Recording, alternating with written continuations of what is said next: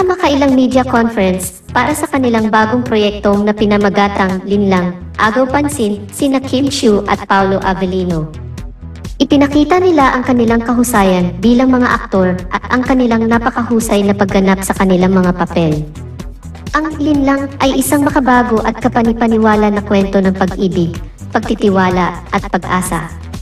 Ipinakita ni Kim at Paolo ang kanilang malalim na pag-unawa sa kanilang mga karakter.